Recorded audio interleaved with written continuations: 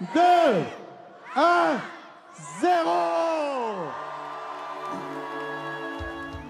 Avant d'obtenir un tel résultat, le grand sapin de la place Kléber vit chaque année une longue aventure.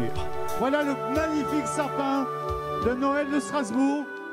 Il faut d'abord le sélectionner, le prélever de son milieu naturel dans la forêt vosgienne, puis le remorquer jusqu'à Strasbourg. Le voyage abîme forcément ses branches, donc avant d'enfiler ses habits de lumière, le conifère va faire l'objet de toutes les attentions pour faire de lui le plus beau et le plus grand sapin d'Europe.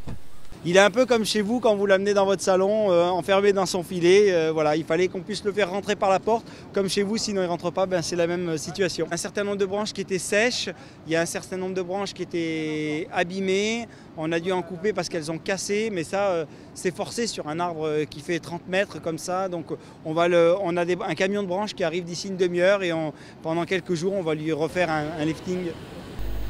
Mais déjà, le sapin occupe les conversations strasbourgeoises, il doit être parfait. Je vais voir s'il est droit, déjà la première des choses. Bon, l'attendons là, il est droit, on va voir ça dans 8 jours. On se met en face de la ruelle et puis là, d'après le mur, on voit plutôt s'il est droit.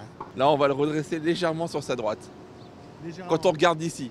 Si on regarde de l'autre côté, là, on reste légèrement sur sa gauche, tout est relatif. Déjà, de le voir comme ça, tout nu, et après, une fois décoré, j'ai hâte de voir la différence en fait.